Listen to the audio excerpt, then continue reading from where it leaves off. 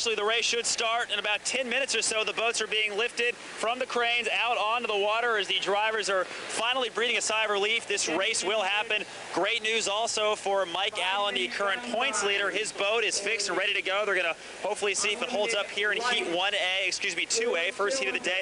His teammate also racing. That is going to be in the second heat, the B heat. And now this is Mike Weber joining us. Mike, we all kind of watched Ken Muscatel as he took that experimental course around the race here at the Atomic Cup. Did you guys learn anything from what he did based on how choppy the waters have been?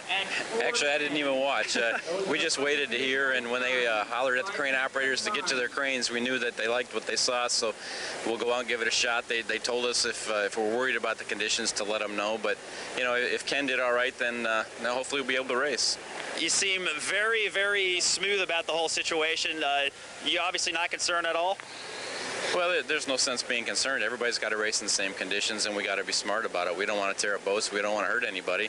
But, you know, we're here to put on a show. There's a lot of people who want to see boats racing, and that's what we want, too. So hopefully the conditions are going to be good enough that we can go out and race safely. All right, that's Mike Weber of the U5 racing in the B heat coming up. But first, we've got Heat 2A starting shortly. Back to you guys. Chiefs RV brings you Inside Racing. U37 driver Gene Theoret is the winningest Grand Prix class driver in the history of the class, with 43 victories and 6 national championships. A second-generation racing prodigy, he entered the Unlimited class in 2005 and won 3 of the 7 races entered, driving the U8 Unlimited hydroplane. He is the 2006 Gold Cup champion.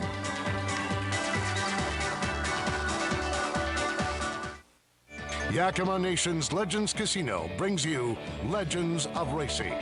Chip is the gold standard. Technically, he's amazing. To watch him make a start or psych out his competition, he's simply one of the best drivers ever. And he is so technically flawless that it's just a joy to watch him race. And I think we miss him on the race course. It'd be great to have someone like that back out there. The prop you want to watch out for. It's extremely sharp, but you might want to see it.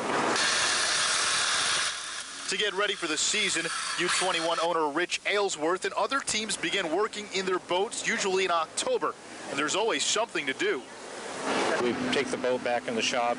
All the motors are freshened up. We go through the boat from tip to stern, checking anything and everything. Steering is very important. Hardware, corrosion, anything worn needs to be fixed or replaced. It's an involved process during the winter to get it ready. It's not just off-season work. Every time they race or even practice, things can get costly.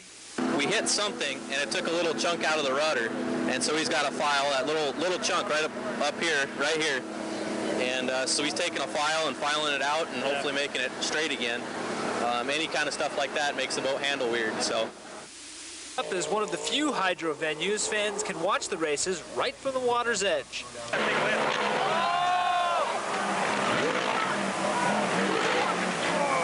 Fans get a clear view of crashes, but drivers could easily lose control and crash into the crowd. So Water Follies staff rely on dozens of volunteers willing to work long hours to ensure fans' safety. And we're just kind of ushers. We want to keep the crowd out of the water. We know it's hot and everybody wants to swim. We have to keep the crowd out of the water when the hydros are in the water and racing. Volunteers arrive as early as 6 a.m. Dispatchers say just getting each boat in position and coordinating assignments takes a lot of work. Permission to ground it.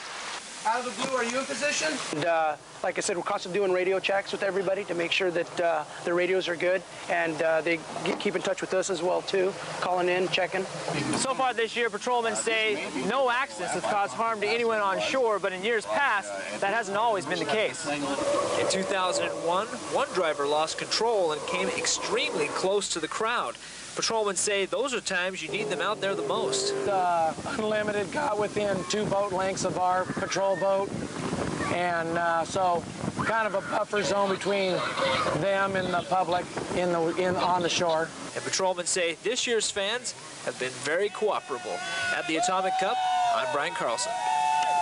We are getting ready for Heat 2B finally on a Sunday afternoon here at the Atomic Cup Heat 2B. And let's take a look at the boats that will be in Heat 2B, Steve. Starting with the U1, the Elstrom family's Miss Elam Plus, Dave Villwock, the winningest driver in the pit area, certainly one of the winningest in the history of the sport, hoping to add another notch here today. The U225, Dr. Ken Muscatel, we saw him out here testing the waters literally just a few minutes ago, and he said, let's go racing. And talk about a young man leading a charmed life. Mike Allen came into this weekend leading in national high points. The rookie out of New Orleans, Louisiana, spent 11 days away from home after the hurricane. Would not have been racing today, possibly, if the wind hadn't come up, giving him an extra 2 hours for the glue to dry, but he will be in this heat. A brand new driver on the Unlimited Circuit, Chris Bertram, not at all unfamiliar with hydroplanes. He's the current division champ in national mods. He's in the U9, and that is Jackson Sports Bar. And here is J.W. Myers, one of the great young hot shoes, they call him in this sport, driving for the Gregory family out of Las Vegas, Nevada, the USA Racing Team, and that's the U10. The U37, Jean Theoret in the Beacon Plumbing. He needs some points right here, right now, right quick, because he lost all of his points because of a fuel violation yesterday. And finally, the U99, Miss Lake Ridge Paving. Some of your programs might say plumbing. The Lake Ridge people do paving over in Seattle. Jeff is an outstanding young driver. Jeff Bernard in the U99 had his first appearance last year at Seafair. I believe this is his second event in an Unlimited. And we're watching Jeff Bernard go down toward the Blue Bridge turn in the U99 Lake Ridge Paving right now as the boats get scored up still all over the race course at this point, Steve, and we're just above 3 minutes to go. As you can see in the upper left-hand corner of your screen, all you have to do is watch that clock as it ticks down, and we'll bring them down to the start-finish line, and you can tell whether they're jumping the gun or not. That's why that clock is up there. It's for everybody to be able to keep track of where they are on that start. All 6 boats up and running. You are looking at Dave Villwock in that International Orange Rescue Orange Elam Plus. Villwock traditionally, when he drove particularly for Bernie Little, battled his way to the inside. We're finding that now that he has a little more leeway and nobody barking at him, why didn't you get the inside? He's actually moved out a couple of times and has had some success this year coming from lane 3 and 4. We'll see where he wants to go here. There's J.W. Myers in the U10 Solutions Plus, and that boat has been completely rebuilt. It's one of the former Budweisers. We have 4 former Budweiser Unlimited hydroplanes here, and that is the T3 or Turbine 3 out of the Budweiser stable from a number of years ago. They took it down to Las Vegas and basically rebuilt it, got it set to go. And there is Jean Theoret, the French-Canadian, who has been a sensation since joining the Unlimited Circuit last year, the 2005 Rookie of the Year, the 2006 Gold Cup winner. Last week in Detroit, he lost a good part of the boat. The cowling and the wing were gone. Usually that takes away the handling. Didn't bother him. The boat was very, very fast, and Jean just put the pedal down and ran away from the field. An impressive drive. Oh, we got some action here right in front of us. A very, very near miss. Oh, my goodness. We just about saw one of the worst collisions that I have seen in my many, many years of watching this sport. Mike Allen in the FormulaBoats.com was coming through the infield toward us, and as he got right in front of us, he turned left right in front of the rookie, who had a very scary moment driving the U9 Jackson Sports Bar. I thought, Mark, they were going to go right over each other. But a very, very nice job of avoiding that collision by Chris Bertram. Rookie, you wouldn't think he'd have the sense of mind to do that. He had to come outside the course to do it, but that is going to result in a penalty, I would bet, to the U5. Actually, to the 7. Mike Allen is going to get a 1-lap penalty for that maneuver right there, and hats off to Chris Bertram for avoiding disaster. I believe we just about have that on camera, and maybe we can look at it again after we get done racing here, but a very, very scary moment here right in front of us. Now the boats are scoring up on the backstretch, and it looks like JW might have the inside in the dark yellow boat. It takes a little bit of time here before we are sure that no one's going to take away a lane. Muscatel had the inside. I believe JW now has moved up and taken it away from him. Mike Allen is behind the field a bit. Dave Villwock is out in lane 3 or 4. The 7 has been disqualified. Mike Allen can go back to the pits. He will not be allowed to race here. Now they're coming toward us. Swinging wide is the Lake Ridge Paving. Way on the outside, Jeff Bernard. He's going to be out in lane 6. A little bit of traffic there in the middle of the field. The leader is Ken Muscatel, but he has to slow down a little bit at the 5-second mark. Watch your screen now. 3, 2, 1. Bernard was right on the line, if indeed he was wasn't too early. And way on the outside, Jeff Bernard leads him down into the Blue Bridge turn, and you'll see Chris Bertram come through the picture here in just a few minutes. But we will have the start under review. Chris Bertram is where he's supposed to be. He's supposed to be on the outside and in the back. Dave Villwock is going to exit the Blue Bridge turn in first place. Ken Muscatel is coming. Well, he's losing ground now, and Theoret and J.W. Myers taking him right out after Dave Villwock. What a beautiful turn as those four came sweeping through as Villwock going around the field on the outside. Then J.W. Myers stuck his yellow nose out on the inside. Jean Theoret between boats, and those four, along with Dr. Muscatel. And they're real bouncing in. Oh, there goes Villwock. We have an accident. We have a crash on the backstretch. The Elam Plus has gone over at the left end of the backstretch. The red flares will fire. We will stop the race. The rescue team will be on their way now to Dave Villwock and the stricken Elam Plus. He is right there at the entrance buoy. That's where the boat landed. Hatch is up on the Elam Plus. It is right side up. And the boat is right side up, and you can see that Dave Villwock has popped the hatch on the Elam Plus. Now this is going to be an issue because that is right where the officials were worried about the conditions. He was running into the wind, up the backstretch, caught a gust, and got high in the air. Dave is out of the boat. He's walking back. He's looking back at the wing on the back of the boat is broken. Looks like it may even be gone, but Dave is walking back up toward the cockpit now. The boat bounced a couple of times, Steve, and you could see the skid fin was completely out of the water. It bounced again, and Dave just didn't have enough of that canard to press down on to get the boat back down on the water.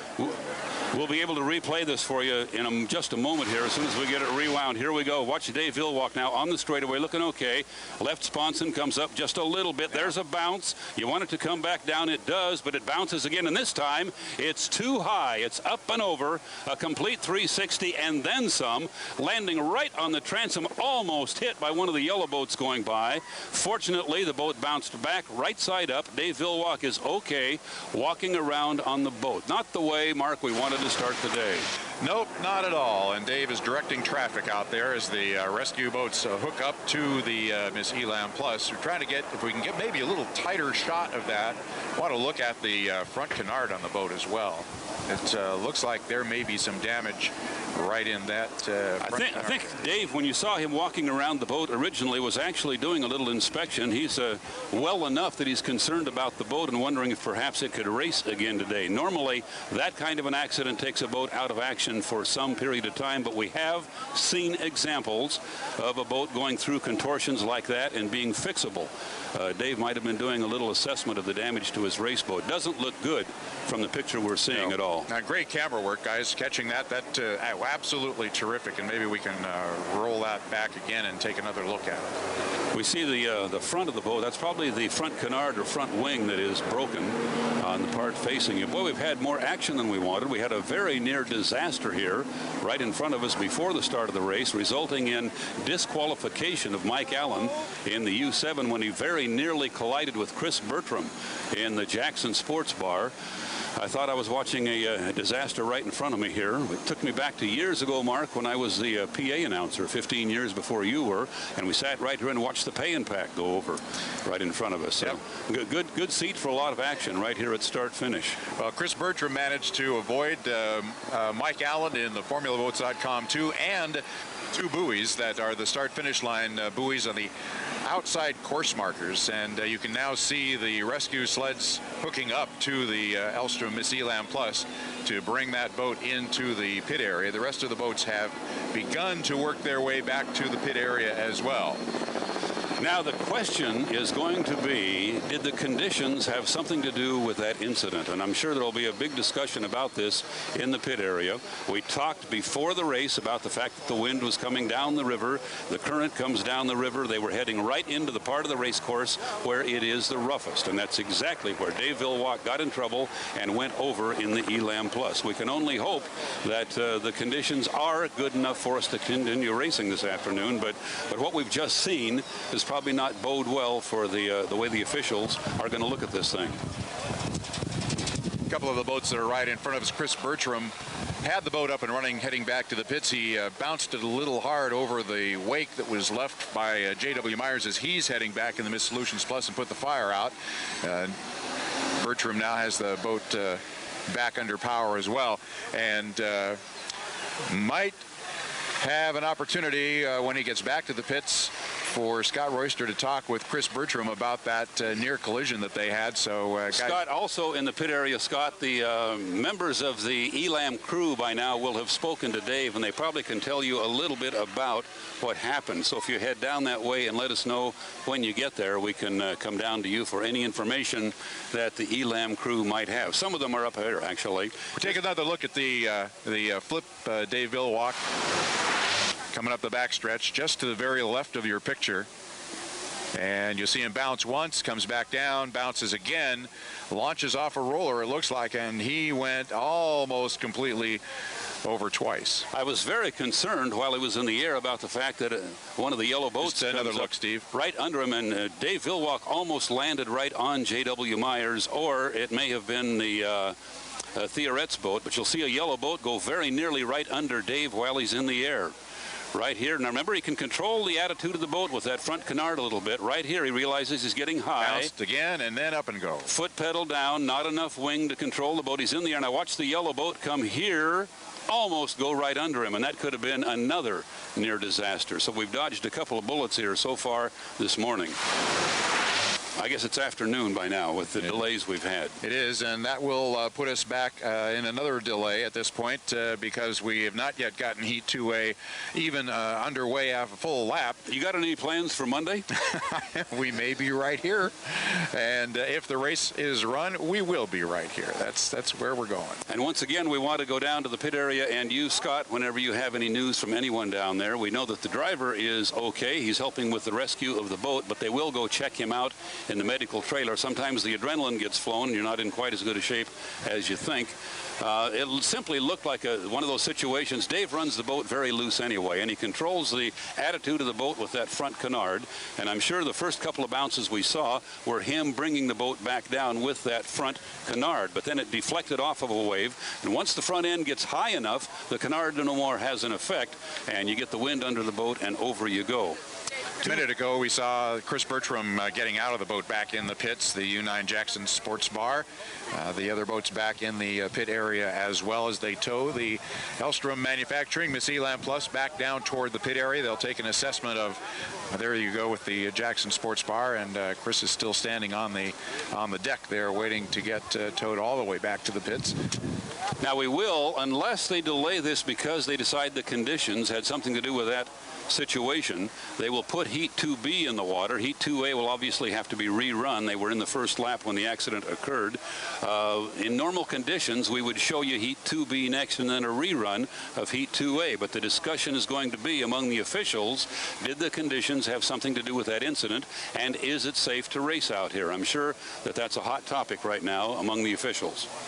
You can see the Elam Plus, you can see the canard, lower right portion of your screen, that wing that Steve was talking about just a moment ago, and it is completely dislodged from the right-hand side of the boat, still connected to the left sponson, but it is broken, obviously, completely in half. On the other hand, the cowling is still on the boat. You hardly ever flip an unlimited hydro and keep the cowling on it, which means it did not bounce on the roof, which is probably one of the reasons Dave is feeling as good as he is. Depending on that first blow where the boat landed on the transom, that would have done some damage. We can see that the wing is gone, but the plastic parts of the boat are easily replaceable. The question is going to be, what kind of shape is the hull in? We're going to show you one more time now this accident which has caused a stoppage of Heat 2A. Big bounce there, another big bounce. And you're into the wind, you catch a gust under the boat, and here you go.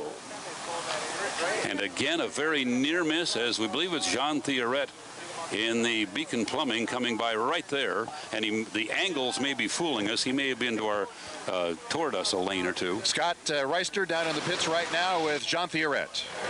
Yeah, thanks, guys. Jean Theoret right here, as you mentioned, was right behind Dave Villwock. Give us a description of what you saw and what it looked like from your point of view. Well, I got a little bit of a bad start. Dave was in front of me on the start, and we came out of the corner I was maybe 500 feet behind him, and I was starting to gain on him, and I guess he got a gust of wind, and the thing just flipped right beside me. What did it look like when you saw him go up? How bad did you think it was? Are you surprised that he's okay? Well, I'm surprised, but I am thankful, very thankful. Thank God he's okay, and praise the Lord for that, because flip overs are always so dangerous and so rattling. So, but the water is pretty rough, so it's got to be careful out there. Now I know Ken Muscatel took that practice lap to try to see how smooth it was out there. there. Does this mean that maybe it wasn't that smooth after all, and does this concern you for the rest of the day? Well, my concern is always the winds, the gusts. You know, when you have a stable wind, that's not a problem. You can deal with it. But the gusts of wind, you don't see it. It just happens. Maybe that's what happened today. If you got a gust of wind, and then it tipped him over. All right. Well, Jean Thierret, you're okay. We'll try to sort this one out and see what comes next here at the Atomic Cup. Back to you guys. Water's looking pretty good at this point, actually. Imagine that you are Jean Thierret, and you're going up the backstretch on the Pasco side about 200 miles per hour. You have Dave Villwock to your right. You're doing everything you can to catch him, and suddenly he is airborne. You don't know where he's going to land. That has to be a pretty scary moment, and that could have turned out a whole lot worse than it did. A little more action of the scary side, Mark, than we want to have to start the day here. Yep, we don't want to see those kinds of things, but looking out at the river right now, the river is laid down a little bit. The wind seems to have laid down, at least on the river. It's probably the best conditions we've seen so far today. We started that heat with a little bit of wind, but if you look out at the river right now, it actually doesn't look too bad. We were scheduled to run heat 2B at 120 or 125, so it would be going in the water here fairly soon, and that's something Scott could check for us down in the pit area. If they are putting the boats in the water for heat 2B, that's a pretty good sign that we're going to try to get things on schedule here and keep going. Steve, we've got an aerial view of Dave Villwock's crash, and let's go to that and take a look. Now this will be interesting. This is from the helicopter above the event, so you'll see the lanes the boats are in. Well, actually, it's this is an after shot. Okay, this is this is just the wreckage. Now we can get a look at the boat, though. You know, it really doesn't look bad, but cracks can be a big problem that you can't see from very far away. You really have to have the boat in the pit area on the trailer before you can do any kind of an inspection. Hard to imagine that it could land on the transom that hard and not do some major damage. It's like the wing down in the lower right-hand corner, the other pieces of debris from the boat, and obviously the front canard, which goes completely between the two sponsons, is broken, and we saw that as the boat was being towed back in as well. But again, wings, plastic, are not a major problem. Those are easily replaceable, and the question is going to be, what is the actual integrity of the hull when they get it back to the pits? They are pulling it in front of us. Doesn't appear to be taking on water dramatically. The back end might be riding just a little bit low, but that quite often happens when they are towing a boat. So we won't try to guess on the condition of the U1 Elam Plus until it's back in the pit area and we can get a closer look at it. You know, last year at Seafair, Dave ran through somebody's rooster tail, snapped the canard dead in half, and then they brought it back to the pits. In about 20 minutes they had a brand new one put back on the boat. So that part of it is easily fixable. They messed up the tail feathers pretty good, so they'll have to do something about those. And take a look at the boat, and as you mentioned, Steve, boats can have cracks in them that you can't necessarily see right away. They'll go through the boat and take a look and make sure that the integrity of the hull of the boat is still there. Very, very rarely do you see an unlimited hydroplane or even a smaller boat flip and have the cowling intact the way this one is, which is I'm sure that's one of the reasons Dave is feeling as good as he is. Apparently, the boat did not land on the roof at any point because the cowling would then be gone, and that's usually when the drivers really get jarred. So we're going to have a little bit of a break here before we find out whether Heat 2B can go on the water as scheduled. We'll have all that and more, so stay with us in our live coverage of the 2006 Atomic Cup.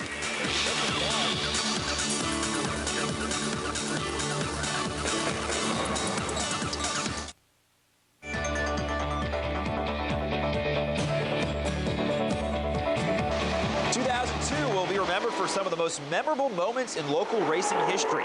Deck-to-deck racing, controversy, and parity. Different winners in nearly every heat throughout the weekend. The memorable moments began in Heat 3B when Mike Weber went airborne in the Miss Import. Weber didn't go over, but the boat was certainly done. The boat went up, and after that, all I could see was water and a big crash when it landed, so I'm not really totally sure. Then came the finals in one of the most unusual scenes ever on the Columbia. The boats were on the course jockeying for position when someone actually swam out on a raft to recapture a loose inner tube. Close call. That sent the boats back to the pits. When racing resumed, Dave Villwock and Miss Bud and Nate Brown in the Elam Plus going right at it, just inches apart. until Villwock was assessed a penalty for clipping a buoy on turn 1. But there was a disagreement on whether Brown had forced Villwock out of his lane and pushed him too far inside. I'm watching that red boat and I'm thinking, am I going to have any red paint in my boat when this is all over? We're close, and when you get that close, things are going to happen. Thank God that I saw the bottom of the boat myself, and I don't know how Dave got it back down. Then, on the final lap, Dr. Ken Muscatel went airborne. The Silver Dollar Casino plunged into the Columbia nose first, broken in 2. Muscoville walked away shaken, but okay. It launched. It was really rough out there, and it's hard to describe how rough it is. You actually have no idea. It's incomprehensible how rough it is. With Muscatel healthy, Nate Brown and the Elam crew celebrated the win. I'm just really happy for the Elstrom team and myself and my wife. This is my 17th wedding anniversary weekend, and what a better way to top it off.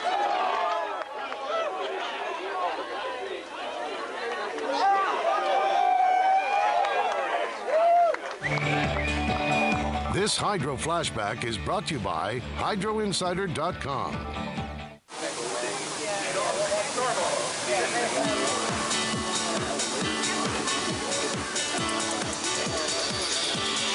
We're here.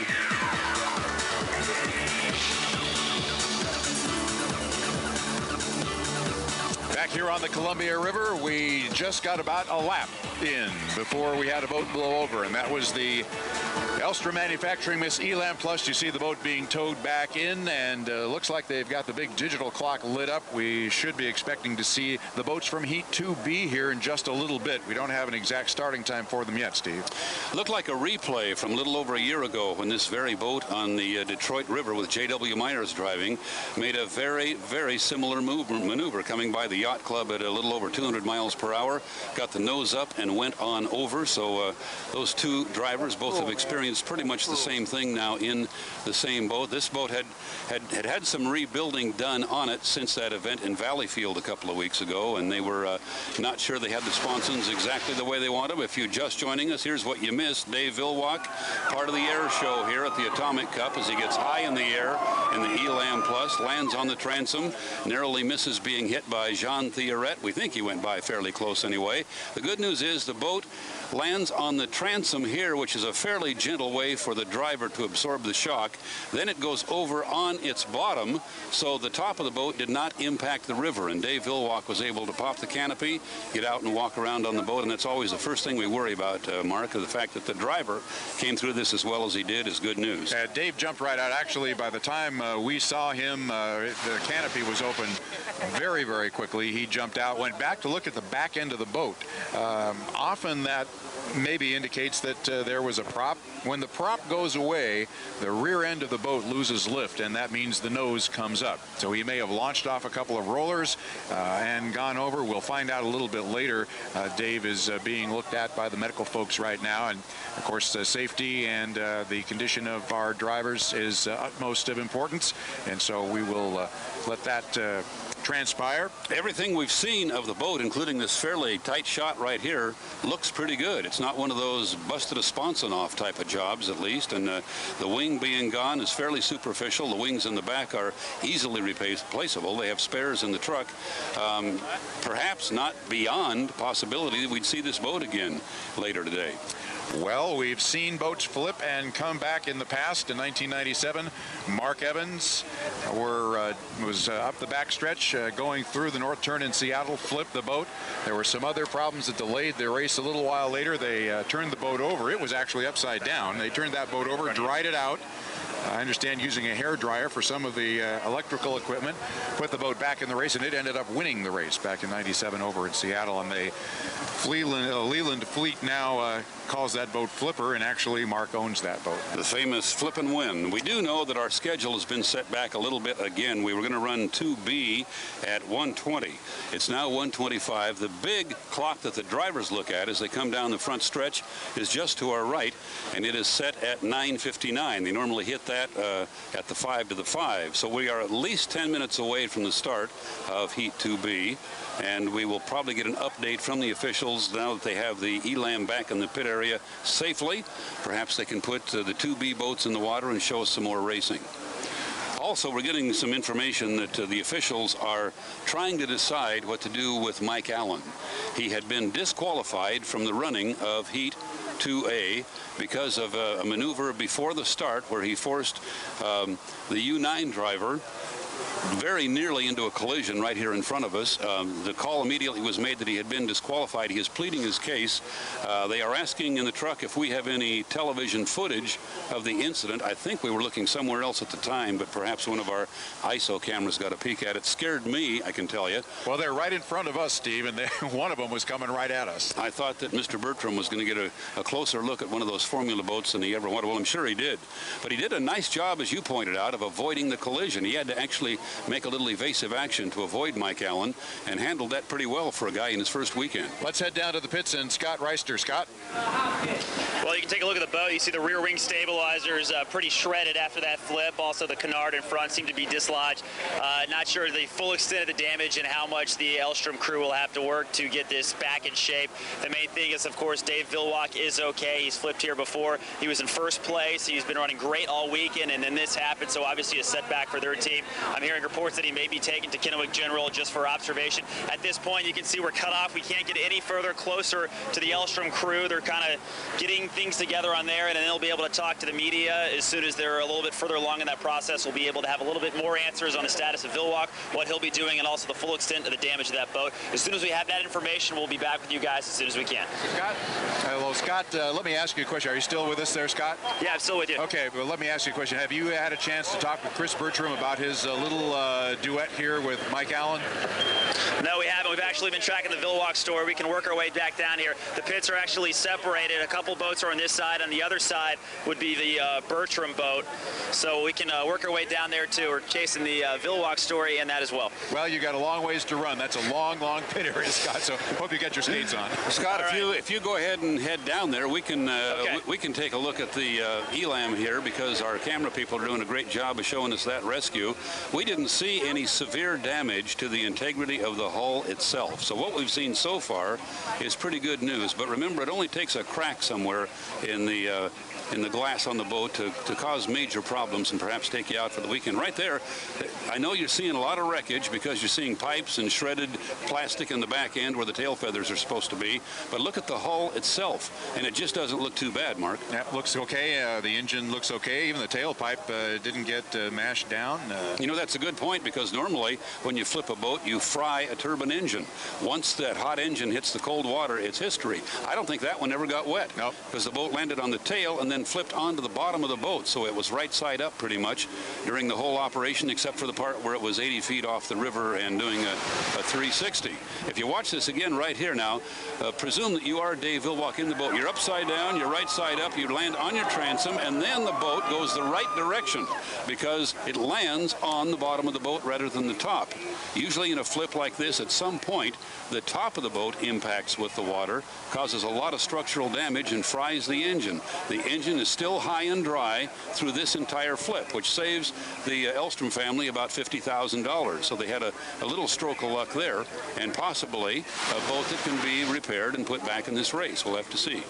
Going to dry a little of the boat out. They've got, you can see there, they had a little bit of water in the boat. Not unusual. But the thing to look at here, you see the water coming out of the drain plugs? It isn't coming out anywhere that it isn't supposed to. That's right. And quite often we see cracks and holes in a boat that's been through an experience like this and water pouring out at various points in the transom. The water coming out there is coming out where it's supposed to. So maybe some good news, but we're not going to try to predict the future of this particular team for this day. We get a tentative time on Heat 2B. Where did that go? We had a time handed. Here we go. Maybe a 5-minute gun at 1:45. So we ought to be, if that's correct, we ought to see our big clock start ticking down here in about 10 minutes. Maybe about 5 minutes, actually. So we're looking at Heat 2B, guys. That's what's coming up in just a few minutes. Heat 2B of the Atomic Cup 2006. The wind continues to blow. You can probably hear it in our microphones. I know we can hear it in Scott and Christine's mics down at the other end of the pit area. But the water actually looks pretty good. You can see some gusts coming across, and that is what the drivers are going to have to deal with. But other than that, we've got some folks out there cooling off just a little bit. We sent Scott Reister to get a word with Chris Bertram, and I think the first question would be, are his eyes still really big? Because I'm sure the scene that he saw as that big red boat was bearing down on him here before the start was not one that you want to expose a rookie driver to. And again, kudos to the young man. Of course, a tremendous amount of experience in the 2.5 liter, the 5 liter. He's been tearing them up in the national mods, driving Terry Troxell's old boat, the Stinger. But to put a guy out here trying to learn an unlimited, learn this race course, and have someone run at you like that, kind of a scary situation. And we also don't know yet what exactly they're going to do with Mike Allen, who had been disqualified from that heat. We've been told that he will not be allowed to run in the restart, which would make sense, but we'll just have to see how they're going to deal with him as far as the rest of the day. So in the truck, if you need to take a break, this would be a good time. It's going to be a few minutes before we get Heat 2B on the water and running. So we think we'll be back very shortly with the running of Heat 2B here from the 2006 Atomic Cup in the Tri-Cities.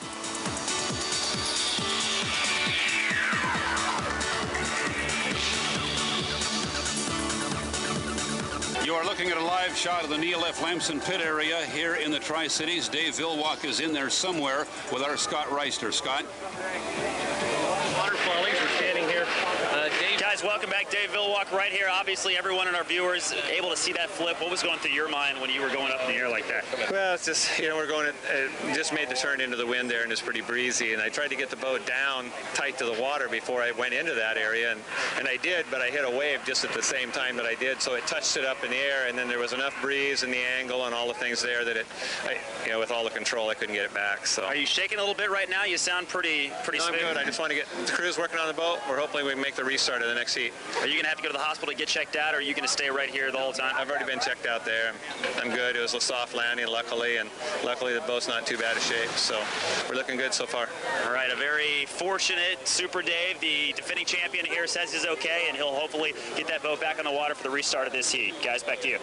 Well, it is not unusual, as we said before, for a boat to flip and then come back and be in the race, and it happened once where the boat won. But you know, Steve, the Columbia River has taken its toll over the years on boats that have gone up in the air. Some come up right side up, some come upside down. Not even the first time for Dave Villwock, who's had his experiences in the air here above the Columbia River. We'll take you back in time and show you some of the misadventures of his fellow drivers. That's one from yesterday. Wasn't that the G boat?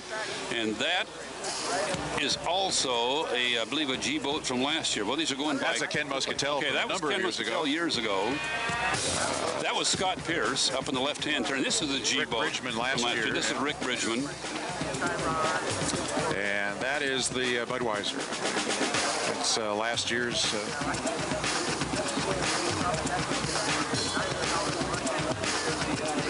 One of the older Budweiser boats, getting up sideways, and it's the turn down to our left, and we talked about how the wind comes down that and catches you a little bit from the side and causes problems. I mentioned that one of the first flips I ever saw was the original Pay and Pack with John Walter. So there's a nasty bounce by Mark Tate in one of the old Winston Eagles. And there were a couple of highlights that I thought we might see, like the Oh Boy Oberto Mike Ekert flip, which was a big bad one that happened right here.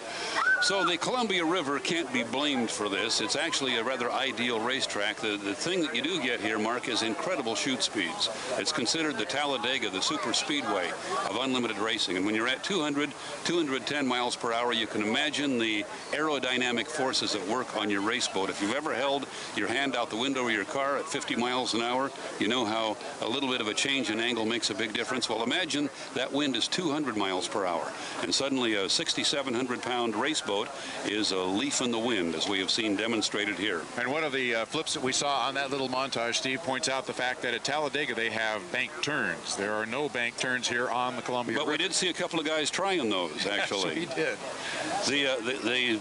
The area down to our left was actually one of the reasons for some changes in technology, because as a race boat turns to the left, it changes its angle of attack into the wind, and they discovered that the air coming over the sponson, if it's quartering like that, created lift and lifted the right side of the boat off the water. Scott Pierce particularly had that problem with his old boat when he was driving the Tide, and a couple of the flips you saw right there are of a type that we hopefully don't have anymore because of changes in the hull technology to avoid that problem. Flipping is is not the only danger that the drivers face out on the race course, though. Let's take a look at some of the dangers that unlimited hydroplane drivers and the smaller boat drivers face when they get out to go racing.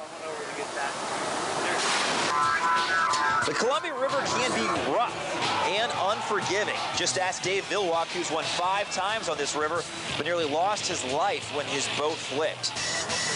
He came in last night with a head injury, a near amputation of his right hand, and a fracture of his right forearm.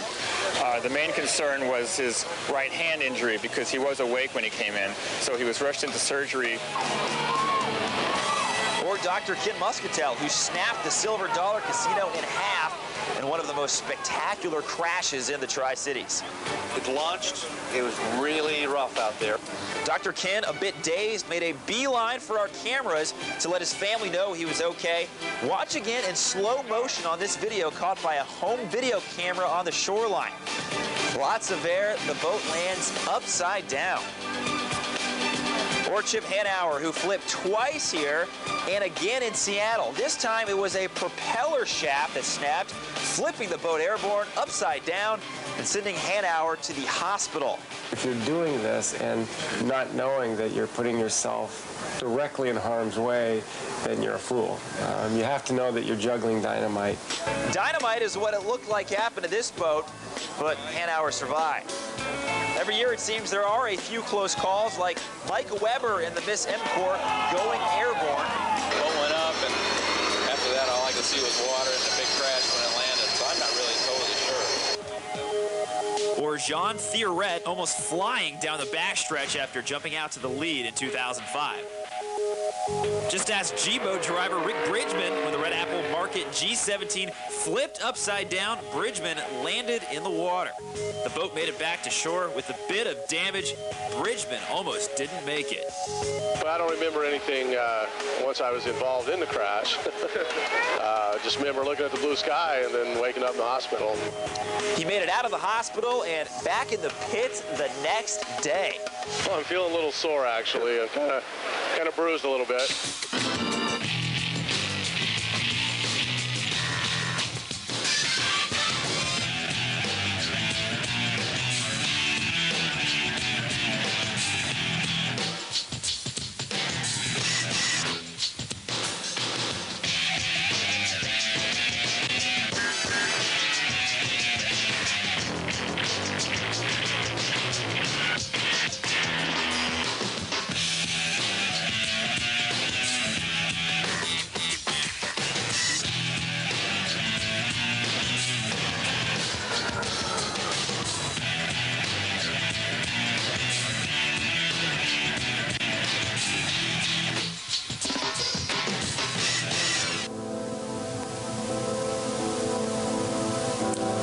Legendary driver Dean Chenoweth lost his life on these waters on one of the sport's darkest days.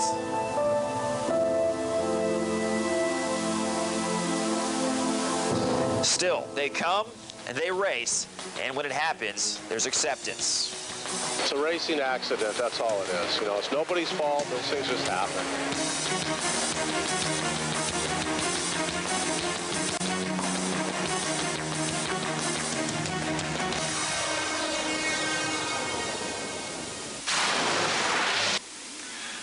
Well, we're looking at the Elan Plus coming back into the pit area. Steve, want to mention one thing. They had the clock lit up. That was a good sign.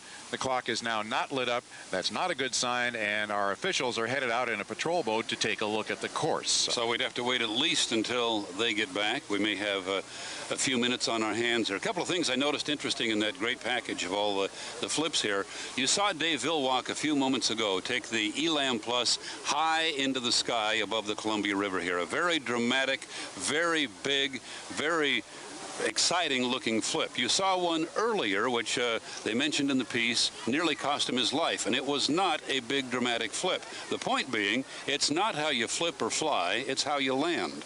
The flip you saw this morning, as big and dramatic it was, ended in a fairly soft landing with the boat in a good attitude. The one that was previous, which showed Dave getting hurt badly, and in fact losing part of his right hand, he was knocked unconscious in that, was simply because of the way the boat landed. He landed upside down and backwards, and it was an event which changed cockpit design because the back of the cockpit behind him hydrauliced out, and it was the Columbia River coming through the cockpit that caused all the damage. Now they've reinforced that to the point where the cockpit can take a blow from that direction. So the good thing that comes out of all these incidents is advances in technology and increased driver safety. The other thing, Steve, that happens depending on how high a boat gets, it doesn't scrub off a lot of speed if it doesn't get very high up in the air. Dave came pretty much to a soft landing on the tail in this incident, but we've seen others where the boat just does a snap roll and hits the water at full speed and full force. Chiefs RV brings you Inside Racing. Mike Weber stepped into a powerboat in 1977 at the age of 17, becoming the third generation in a famous powerboat racing family. Mike Weber's career includes rides in the Miss Excite, Master Tire, Miss Pico, and Kim Gregory's U10 before he arrived with the U5 team in 2005. Last season, Weber took over driving duties in Detroit and commanded the U5 to the final heat in all but one race.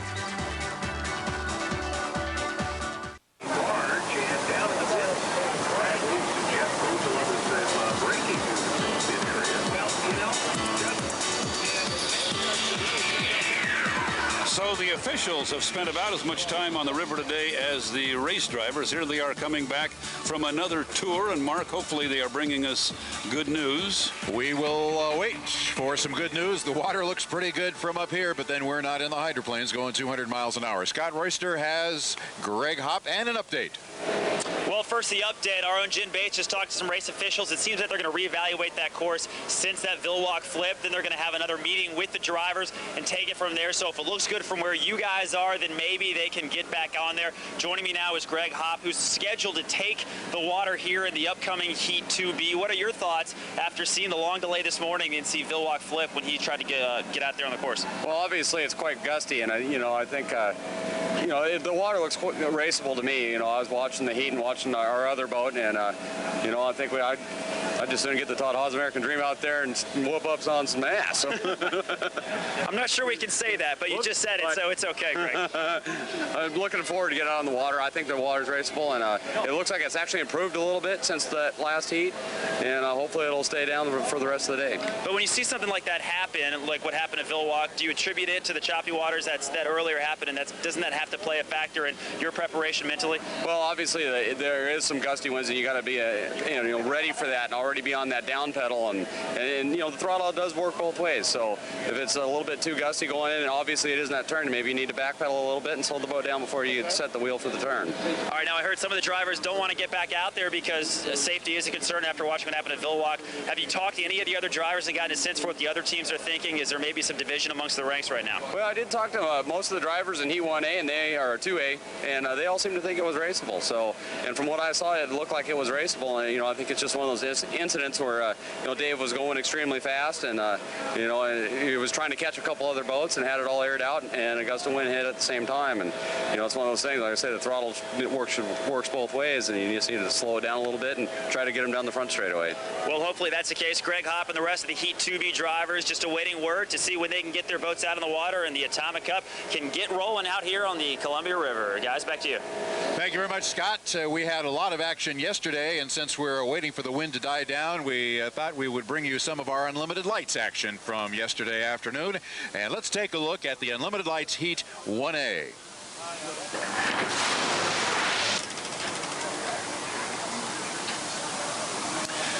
We're looking at the Unlimited Lights as they take to the course for Heat 1A. It's interesting to look at the water conditions. This is yesterday, and you can see a little difference in the texture. We have a little bit of a rougher surface than yesterday, although realistically not tremendously different, but there's a difference in the airflow. This river handles wind, as far as the water conditions, better than most race courses. So the difference isn't so much in the water conditions between today and yesterday, but in the way the air is flowing over the race course.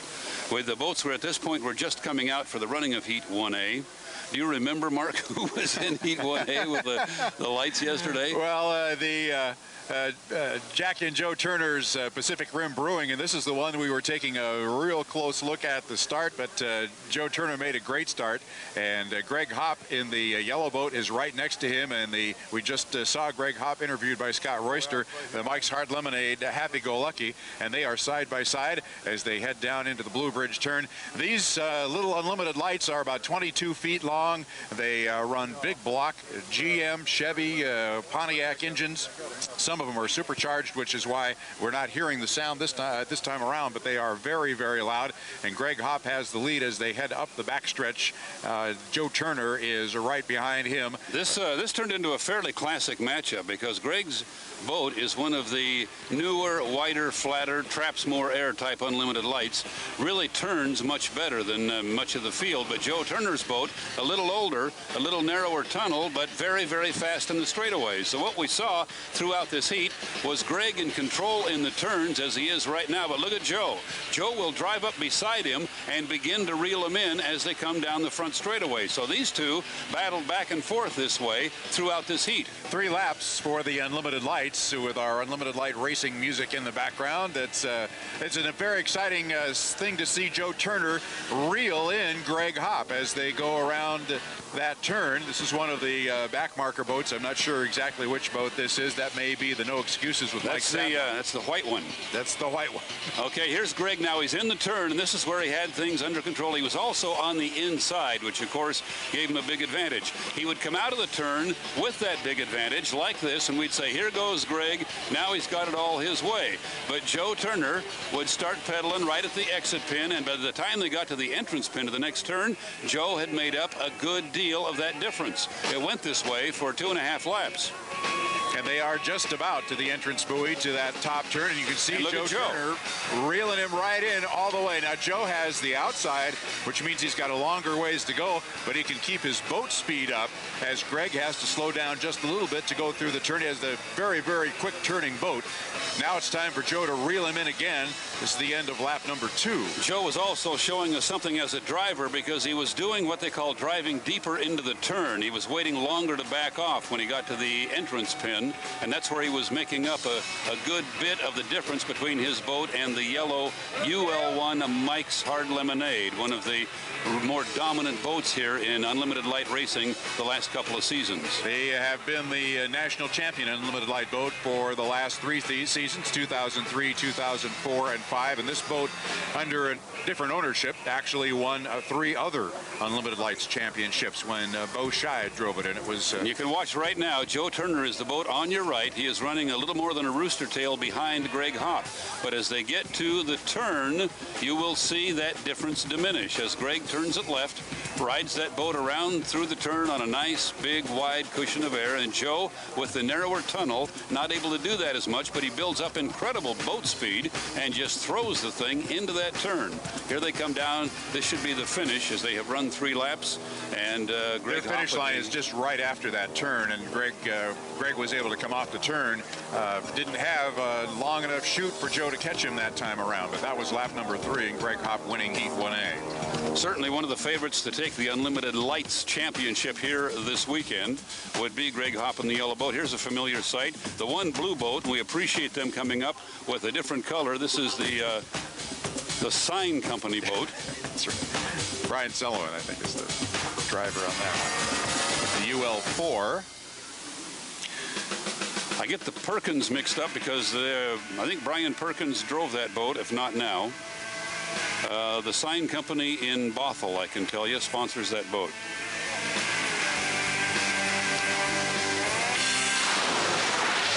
So that was Heat 1A yesterday, the Unlimited Lights. They ran 4 heats. They are scheduled to run what they call a B main. It's kind of like the last chance heat. The Unlimited Lights and the Unlimited share that in common.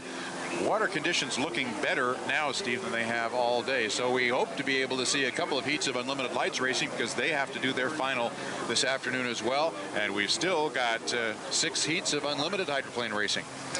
The lights would need a little better water conditions than the Unlimiteds, however, so that could be a bit of a question as well. And we'll find out exactly when we're going boat racing when we come back. Stick with us.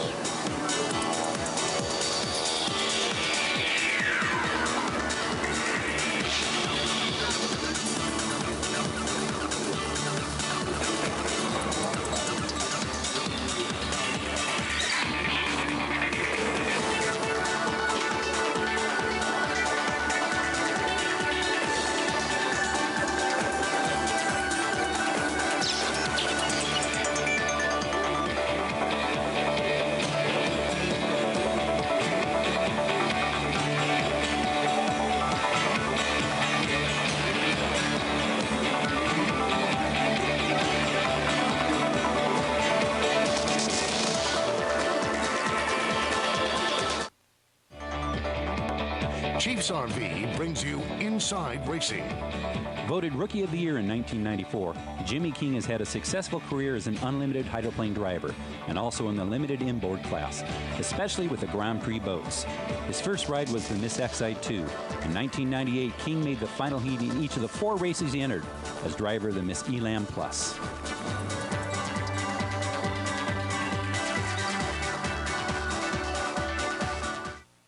Yakima Nation's Legends Casino brings you Legends of Racing. I've got to believe that this is the best year we've had in a decade, maybe 2 decades.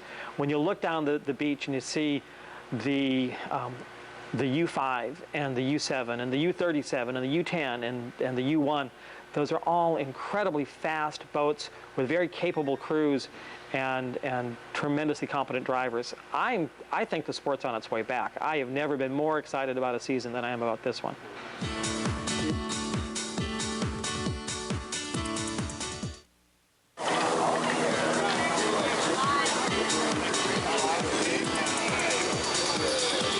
On the Columbia River, the 2006 Atomic Cup, and we are trying to get some boat racing in, but first let's go down to the pits and Scott Reister, and he's got Mike Allen with it. Yeah, that's right. We're about to rerun 2B after the Villwock crash, and then we're going to get to 2A. That was earlier today, and Mike Allen, I know you guys worked all night, and now some bad news for you. I understand you're disqualified and you won't get to be in the rerun of the heat.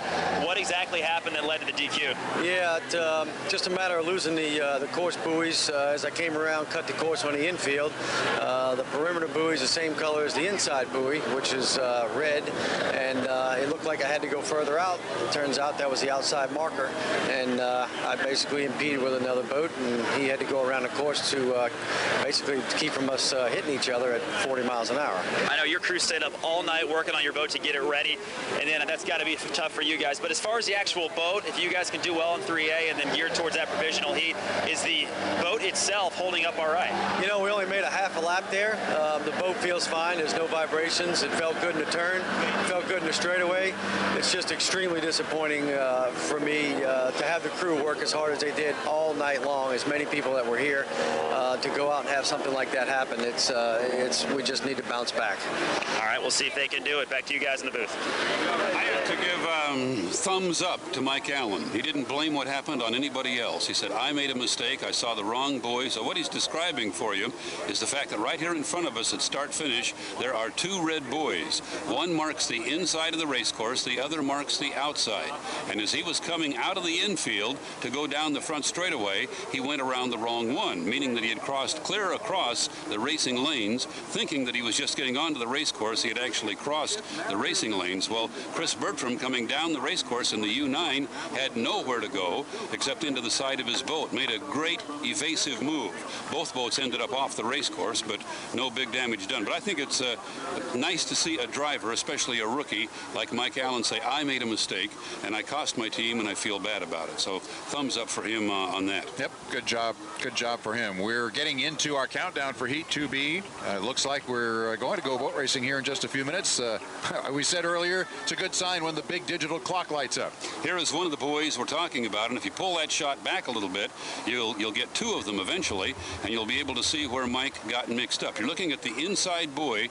That's the inside of the race course. Now, somewhere back, maybe to the right a little, there should be another one like it with a yellow one right beside it. Pan to the right a little more. And I could be wrong. We could be looking at something else entirely. But there are 2 of those red buoys that mark the inside and the outside of the course. So when Mike thought he was going around the inside buoy, it was actually the outside one. And that's a mistake we've actually seen before this weekend. We've seen a couple of people who made that mistake and got out here closer to us than they were actually, Chris Bertram did that during time trials earlier on Friday. Now, how come he was practicing that? I want to know why in our live view here there are 2 red buoys. There we go. Oh, here we go. Okay. Back over here. That is the outside marker buoy for the start-finish line. It has the yellow buoy attached to it, in order to give the drivers some perspective as to where the outside of the course, that's the outside of lane 6, is. So that's the one that Mike Allen came around and wasn't supposed to. That one right there. In fact, that is the exact spot where this near collision took place. And we are fortunate that neither of those boats was badly damaged, because two-boat collisions, as rare as they are in boat racing, are definitely the most destructive. Yep, not a good thing. Not a good thing at all. Now we have a new schedule, Mark, and if this one were to happen, we'd have a final this evening at 6 o'clock. The sun would still be out. All would be good. We could crown a champion and get it all done on Sunday.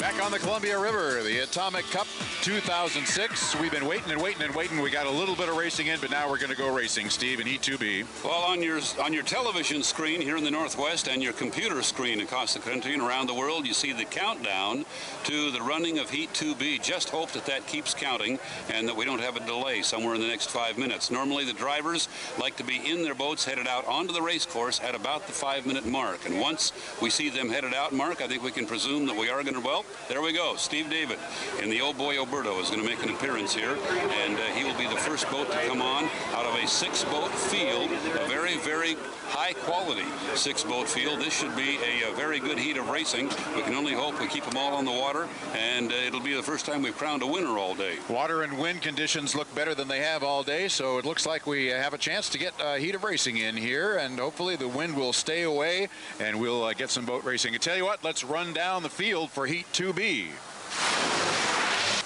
Jimmy King driving the very popular piston-powered U3, sponsored here by Conover Insurance, always a crowd favorite with the big loud motor.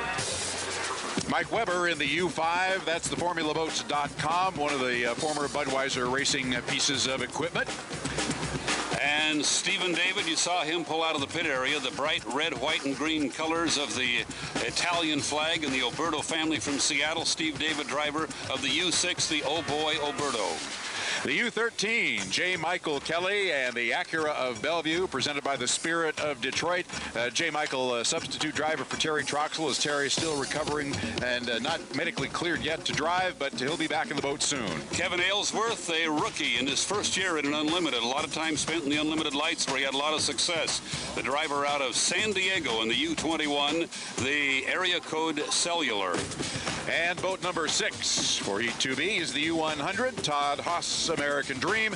Greg Hopp, the driver out of Snohomish, Washington. Greg doing double duty this weekend, driving that Mike's Hard Lemonade Unlimited Light as well. So those are the 6 boats we'll have on the race course. We count up rooster tails pretty quickly here. I see 5 of them at least, Steve. You're looking at Mike Weber making a run down the front chute in the formulaboats.com. You'll see Steve David come into your picture, running just to his right there in the Oh Boy Oberto. 4 boats now on the front straightaway, as Greg Hopp, who was anxious to get out there and do some kicking, has his boat that looks predominantly blue on your picture, the U100, and this yellow and green boat being driven by J. Michael Kelly.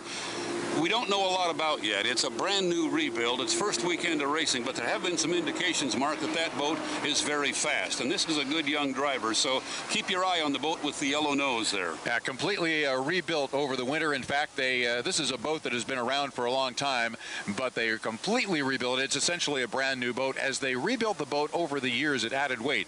When they rebuilt it over the winter, they took a lot of that weight out, found out when they got to Detroit that that boat was a little bit light. They weren't able to race. Steve David, we're watching with 2 minutes and 42 seconds left on our countdown clock. He's coming up the backstretch. There's J. Michael Kelly. And he'll have to make a good start, but in his one try earlier yesterday, he made a great start in the middle of the field. He was actually leading the field right on time, then got into a rooster tail, knocked some parts off of that boat, but it's been rebuilt. Now coming down the front straight right in front of us, you saw the blue boat go by. That's Greg Hopp in the U100. The Todd Haas, a Seattle businessman doing some sponsoring here, calls the boat the Todd Haas American Dream. Greg now will slow down, take a look at his clock, see where he wants to be on the race course at the 2-minute mark. Mike Weber turning into the infield. 2 boats now on the front straightaway. You're looking at Greg Hopp, who is going clear down by the Blue Bridge. The other drivers opting for a shorter course at this time and pulling across the infield. There's J. Michael Kelly, rather. The Acura of Bellevue, the U13. He's heading all the way down. At the 140 mark, Hop apparently has decided enough looping. He's going to park that boat in lane 1, clear down at the Blue Bridge, and attempt to scrape off a minute and a half on the back straightaway before he comes around to start finish. It can be done, but he's going to have to run very slowly. He has to stay up on a plane or he will be penalized by the officials. They don't want you putting the boat down in the water and creating a big wake. Now, will Hop be able to secure and keep lane 1? He has J. Michael Kelly right behind him, presumably in lane 2, and then Jimmy King appears to be out in lane 3 in the red boat, the U3. That's the way the first 3 appear to be setting up. There are 3 more boats way back behind them just coming through the turn who are going to have better boat speed, but when they catch up with these 3, Mark, the best 3 lanes may be already taken. Yep, it looks like J. Michael Kelly is just shadowing Greg Hop and now moves into lane number 2 on the backstretch. Hop is in lane number 1, Kelly in 2, and Jimmy King will be in 3 as we watch the rest of the boats. They're okay time-wise. At the 42nd mark, they can crawl around and scrape off this much speed. Now, they're going to be joined very shortly in your picture by 3 more boats who are coming up behind them, but they're going to have to look for racing lanes, and they're probably going to be in lanes 4, 5, and 6, unless some of the first 3 move over and leave some room, which is generally not what drivers do. Now, Greg Hop in control in lane 1. Right next to him is J. Michael Kelly in that very quick yellow and green boat, and this is going to be a great start. Steve David getting a little close to Mike Weber as they swing out there. The 2 inside boats side by side. Are they on time? Watch your clock. 7, 6, 5, 4, 3, 2, 1, and a 0 is in time. Kevin Aylesworth actually led him across the line way on the outside, but the speed is over to the left. Watch the 2 boats in lanes 1 and 2. Greg Hop and Jimmy King, and you'll have J. Michael Kelly stuck in the middle. He's the sandwich as those boats head down to the first turn. Looks like Greg Hop got left behind, Steve, and J. Michael Kelly has about a half a turn lead on him as they come. Oh, he got high. J. Michael took a big bounce, and that allowed the U3, Jimmy King, to go by him. But now Kelly puts his foot down again. This kid is fearless. He looks like a high school point guard. He acts like a big-time boat racer. Look at this speed up the backstretch. The U3 in control, but J. Michael Kelly is not going to let him go. Watch it right here. This is where Villwock got into trouble. Keep it on the water, guys, and give us a good turn. Look at the brand-new yellow and green boat handling beautifully for the youngster from Seattle, J. Michael Kelly. I think you'll see a 3rd boat come out of that turn as well. There are 3 boats, Greg Hop and also Steve David and the Oboy Oberto coming down to the end of lap 1. Jimmy King on the outside. He's got about a 3-boat length lead. End of lap 1 is Jimmy King, then J. Michael Kelly. The Oboy Oberto comes across 3rd, and it'll be Greg Hop in 4th and Kevin Aylesworth 5th as they finish lap number 1. Into the first turn again, and your leader out in lane 2 is the red boat, the U3, Jimmy King, the driver, with piston power. J. Michael Kelly now on the inside has to hope that Jimmy leaves him some room. He's back far enough. He could swallow some rooster tail. The U3 now with a little bit of an advantage as they head up the backstretch for the 2nd time and into that wind. Keep an eye on these boats as they approach 200 miles per hour. Jimmy King flying the boat down the backstretch. A dead heat when we look back at 2nd and 3rd now. Steve David in the Oboy Oberto has passed J. Michael Kelly in the Acura of Bellevue, and he is now in 2nd place as they come to the top turn, entrance buoy, lap number 2. The advantage that Steve David has out there is better water. J. Michael Kelly is pinned inside the wake of the piston boat that's leading this heat. On the other hand, Steve David can kind of go where he wants and find some good weather. So now our leader coming down to finish the lap is the U3, Jimmy King, in the Conover Insurance boat. Steve David comes by in 2nd place in the Oboy Oberto. Then J. Michael Kelly in the Acura of Bellevue, and Greg Hop running back there in 4th place in the U100. And he's starting to reel in just a little bit, J. Michael Kelly, but now the boats are pretty well strung out, as you see, going through the turn. Jimmy King with a big lead, a full rooster tail lead over Stephen David in the Oboy Oberto. Then it's back to 3rd place, J. Michael Kelly. And on the inside, Greg Hop has now moved to the inside, and he's going to try to track down J. Michael Kelly in the Acura of Bellevue. It's the U100 Todd Haas American Dream as they head up the backstretch. Jimmy King in the lead. J. Michael's boat just doesn't look as fast as it did on that first lap. You're looking at our leader with a 1/4 of a lap to go to the checkered flag and 400 more points. Jimmy King driving for the Cooper family out of Evansville, Indiana, having a great season in a very, very popular boat, the only one in the field with piston power. And the checkered flag for Jimmy King, the Michigander, driving here in the Tri-Cities. The veteran picks up 400 points. Steve David, speaking of veterans, will come by in the Oboy Oberto with 300. And it's J. Michael Kelly off the turn. Greg Hopp is buried in his rooster tail, and it's going to be J. Michael Kelly and then Greg Hopp, only about 4 boat lengths behind. You know, I think sure he's there? I think we lost him. We lost him somewhere. Look at this race back here. This is for place on the race course, and Kevin Aylesworth is going to beat Mike Weber in the formulaboats.com. Well, we're not sure what happened to Greg Hopp. Now he comes off the turn. He may have spun the boat. He may have gotten some water, and hard to tell. We lost Greg Hopp for a moment. He has finished now, but he did lose several places and a lot of distance on the race course at some point. We didn't see what happened to him. How about Kevin Aylesworth getting by Mike Weber in the formulaboats.com? So we finally get to write some points in the scorebook after a heat of racing, barring any penalties that might be called, and we didn't see anything that looked out of sorts. In just a moment, we'll be able to go down to the pit area, and our guy Scott will be talking to Jimmy King. They're getting to know each other fairly well because Jimmy's been doing very well here this weekend. So we'll have that and more from the Columbia River here in the Tri-Cities. Stay with us for more coverage of the 2006 Atomic Cup.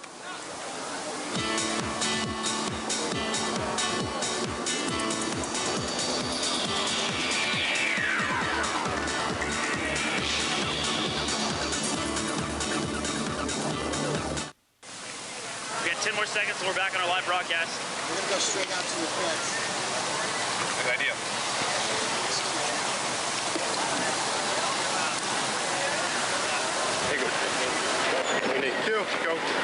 Welcome back. We're here with the heat winner, Jimmy King. I don't know what your thoughts were about racing out here, but now that you're out of the water, how do you think everything looks? It's an ocean. I mean, it's just, it's a little beyond race water as far as I'm concerned. I mean, the Conair insurance boat, the team that the Coopers have put together and the race boat they put together, you can't beat it. We can run through this stuff, but it's a shame we don't have decent weather to make them really run. As far as winning the heat, this puts you guys in great position. How are you feeling with just one more heat before the finals? We're going to stick it in there. Hopefully things will calm down for everybody and pick up our points and then make it count in the final. One more thing about the weather. I know Villwock flipped in the earlier heat with the delays. Were there any points around the course that you thought maybe it was getting to the point where you were taking a risk? The whole backside, the whole top half of the outside of the race course is pretty brutal at this point. All right, there's your heat winner, Jimmy King. We go back to you guys in the booth. All set. Thank you, Jimmy. Well, let's take a look at the outcome, the results for Heat 2B, and we have yet to run Heat 1A or 2A yet, so let's take a look at our results. Once again, for those of you scoring at home, as they say in baseball, give 400 more points to Jimmy King for a nice victory with the U3 Conover Insurance. He had a 300 earlier, so he has 700 on the day and is in great shape to make the final.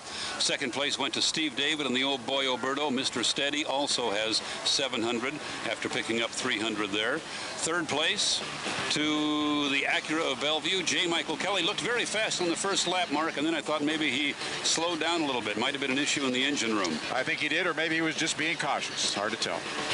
Fourth place, a nice job by Kevin Aylesworth in the area code cellular. Back in the back, he was battling with Mike Weber and got around the veteran to pick up 169 points. Gives him 394 on the day. Fifth place went to Mike Weber in the formulaboats.com. He had a 300 earlier, so he's in pretty good shape with 427. And sixth place, Greg Hopp, who wanted to get out there and do some kicking, had a problem that we didn't see, frankly. He was up there with the leaders. Suddenly, he was a half a lap behind them. He did pick up 95 points for a total on the day of 320. So we'll begin after we get Heat 2A under our belts, and that will be coming up next. We'll begin to sort out who's going to have enough points to get into the final. We're looking at a start time for Heat 2A at 2:35, so we should be into our countdown pretty quickly. At least that's the latest schedule that we have. We do know that the field will be reduced by a couple of boats. We heard Dave Villwock make a reference to getting the boat fixed for today's racing. I don't think that would mean for the rerun. In fact, he wouldn't be eligible to do that because he caused the stoppage of the race. Having been a part of the reason we had to stop, he wouldn't be eligible to go, so we cross out the ELAM Plus, and of course the penalty to Mike Allen is going to prohibit him from running. So the most we could have is 5 boats on the water. As far as we know, they are all hale and hearty, and we should have a pretty good 5-boat race here. And we're now just inside the 10-minute countdown, so we're less than 10 minutes away from the start of Heat 2A here, the Atomic Cup. if you're wondering, if you just joined us, we just finished Heat 2B, and we're talking about Heat 2A. We generally go in alphabetical order, but we did have a flip. Dave Villwock flipped the Elster Manufacturing Miss Elam Plus on the first lap of Heat 2A this morning, and that caused a delay, and we also then had to reset our schedule. And generally what happens is we'll put the B Heat boats out and let them run while the A boats are getting refueled and ready to go. So we're coming down, counting down to 8 minutes and 45 seconds right now before the start of Heat 2A. Those of you just joining us, Mark mentioned that we are rerunning Heat 2A. We might be able to show you the reason it wasn't completed the first time. We had quite an issue this morning and a long discussion about whether the weather conditions here were safe for racing. And unfortunately, for Dave Villwock on the front, or actually the back straightaway, which is the one Jimmy King just referenced, the boat did hit a couple of times. He was able to correct the first couple of bounces, then deflected off a wave and got sky high. And there you see Dave Villwock, who is not supposed to be part of the air show here at the Atomic Cup. The driver is fine. The boat really isn't too bad, but it did call for stoppage of the heat, and that's the reason we've had the delay as far as the boats are concerned. We've had some weather delays to combine with that. The good news is the racing is going to come fast and furious now the rest of the afternoon, barring the conditions getting worse, and we are shooting for a 6 o'clock final. What's left to decide is just who will be in that final, and we need a couple of more heats of racing to sort that out. Here is the race that'll be coming into the water momentarily, and you see Miss Elam Plus marked as may not race. I'd be very surprised to see them out there, but I've been wrong before. And the Graham Trucking will be out there, the U2.25, Dr. Ken Muscatel driving that. The FormulaBoats.com 2 was DQ'd, disqualification for a maneuver prior to the race, Steve, and we heard Mike Allen explain exactly what happened. Unfortunate, because he is new to this race course. He's doing an outstanding job. When you are in milling before the race, you are not running on the race course, so the buoys aren't lined up properly. And if you ever go out onto the course, you'll find that it's not as obvious a race course as you might think. You kind of have to know which buoy is which and where you belong. Let's send it down to Scott Reister. He's got a member of Dave Villwock's Elam crew to talk to right now. Well, thank you guys. I'm here with Rick Swanson, a crew member of the Miss Elam Plus. I know you guys won't be able to do the rerun of the heat because you stopped it. What's it looking like for Heat 3? We'll make Heat 3. I mean, most of the damage that we did was just cosmetic, basically tail feathers and front wing, and we've already got the engine back in and gearbox and restarted, and we'll be ready to go, and Dave's ready to get back out on the water. Now, based on your experience, how many of these damages to the boat will actually impact the speed? Does any minor thing really contribute to not making it go as fast? Or the stuff that you suffer, do you think it really won't have that big an effect? No, it's not. It won't have any effect at all. I mean, the running surfaces of the boat are the same as they were when we went out there. I mean, the air trap's the same, and the angle's the same, and that's the major stuff. And we got the new wing and new tail feathers on there, so it won't affect us one bit. Pretty scary flip by Dave Villwock earlier. After that's happened, is the mood in camp still good as far as the water being safe, or are you guys trying to move on? Yeah, Dave. Dave said there was a couple rollers down there, and he thought maybe he set the boat down a little hard on one of the rollers and reacted off of it, and he said if he had a second chance he'd have drove it just a little bit different, but we're gonna have the boat back out on the water. We're ready to go. All right, thank you very much, Rick. The Elstrom crew getting you ready. Never a slow day when it's boat race weekend. And hopefully in the final. Mike Allen would like to go on the FormulaBoats.com. He will not be allowed to. He has been disqualified from the running of this heat. We would presume that his status would change also for Heat 3 and he'd be allowed to go there. We will see. These are the 5 boats you will be seeing. The 2.25 Graham Trucking is that orange and white boat that ran the test lap for us, checking on the wind. Ken Muscatel, the driver, the forensic psychologist out of Seattle. Jackson Sports Bar, as far as we know, has to be a trailer boat because it is the first weekend of racing for Chris Bertram. So we may have 4 boats in the front line, and then the U9 Jackson Sports Bar, the white boat, would be in the back. Then comes the U10 Miss Solutions Plus. J.W. Myers driving for the Gregory family out of Las Vegas. Another yellow boat out on the course, the U37, the Miss Beacon Plumbing, the Gold Cup champion, as we watch J.W. Myers come through in the Solutions Plus at this point, and we have Jean Theoret just about ready to pull out of the pits. And the other boat, which is on the course as well, the U99 Miss Lake Ridge Paving, and that's Jeff Bernard. Take a look at the drivers a little closer. They are out on the race boats now. This is what they look like in the pit area. Dave Villwock will not be among them, however. He'll be in the pits helping with the repairs to his boat. So Dave has to be scratched here for the rerun of Heat 2A. Dr. Ken Muscatel, next up, U2.25 out of Seattle, Superior Racing Team. Mike Allen also will be on the beach. He is disqualified. An unfortunate incident before the original start of Heat 2A. Mike made a mistake that's going to cost him a chance to race here. Chris Bertram, brand new rookie driver, qualified as an unlimited driver this weekend, the U9, and that's Jackson Sports Bar. It'll be the all-white boat that you'll see on your screens. J.W. Myers, the Seattle youngster in about his 4th season in the Unlimiteds, considered one of the up-and-coming outstanding drivers, hired this year by the USA Racing Partners out of Las Vegas, and, of course, your favorite French-Canadian, Mark. Jean Theoret from the Montreal area. The U37, the Beacon Plumbing, raced as Miss Seattle and carries some of the colors of the old Miss Seattle.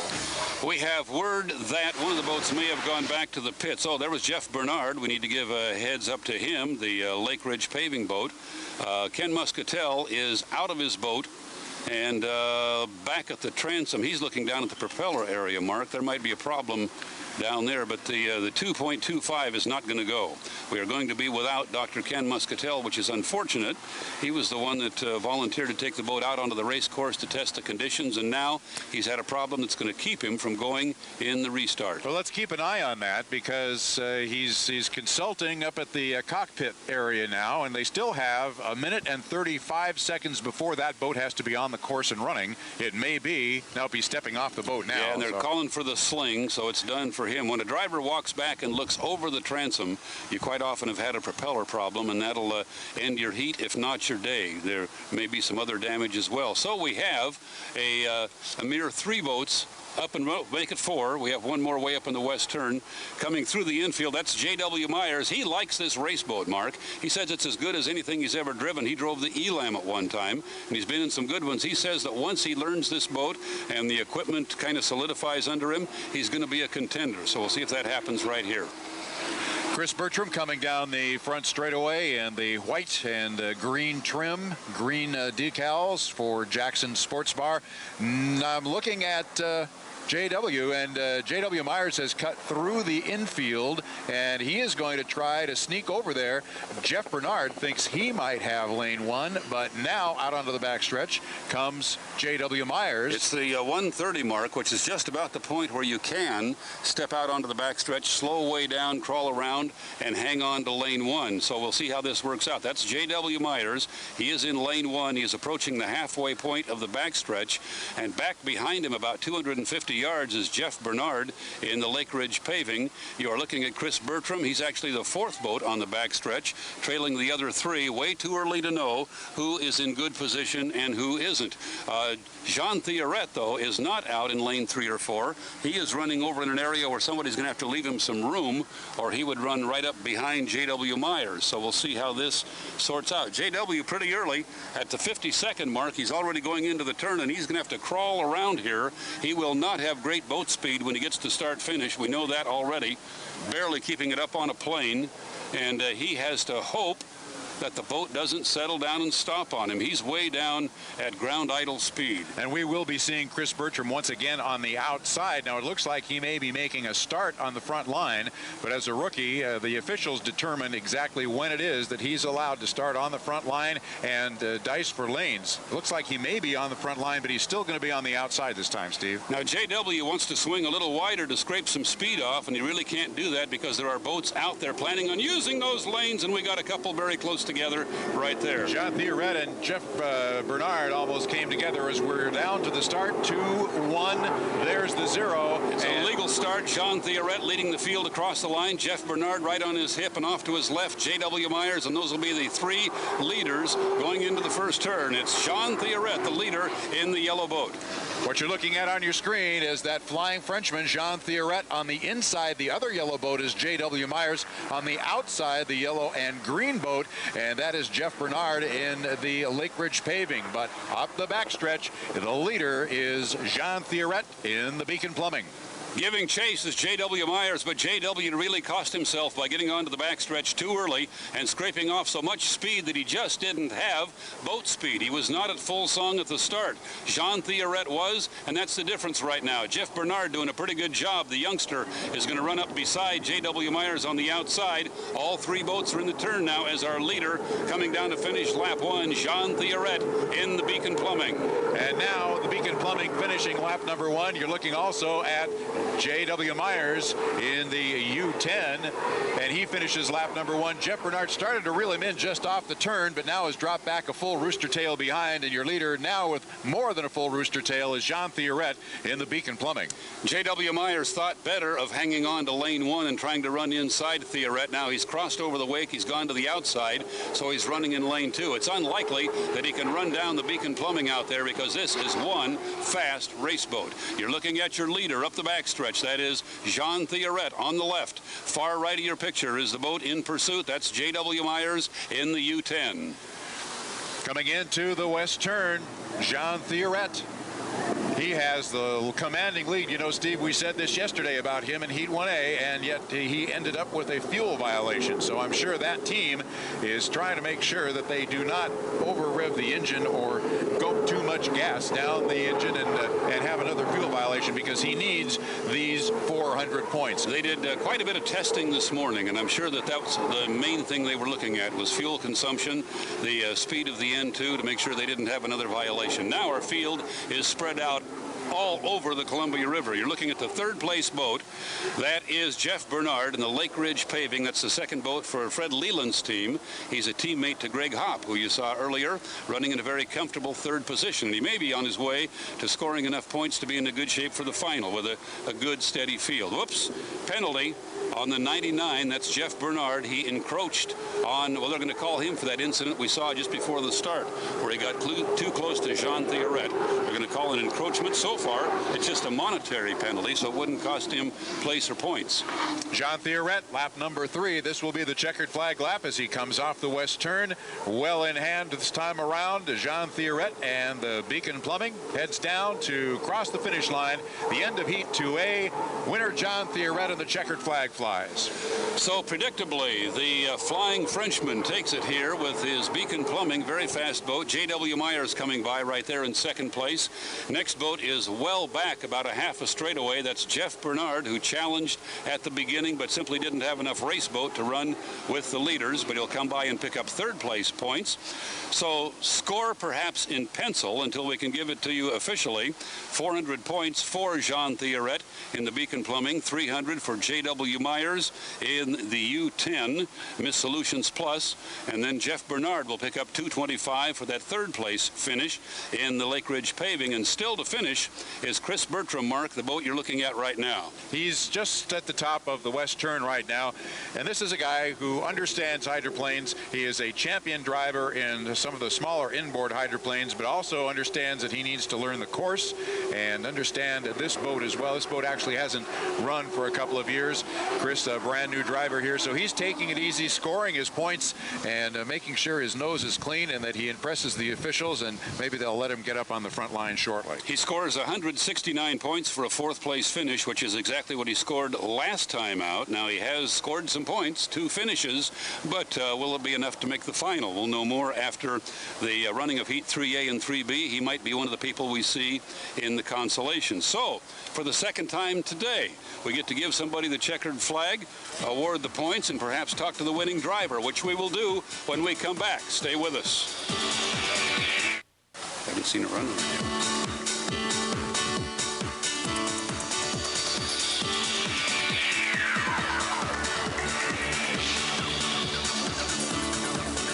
Back on the Columbia River, the Atomic Cup 2006, and we've got the winning driver and Scott Reisler down on the pits. Go ahead, Scott. All right, here with the heat winner, Jean Theoret. After getting that disqualification in the first heat, this has got to feel good. Yeah, it feels really good. Let's hope we're going to keep this 400 points because this Beacon Plumbing needs it.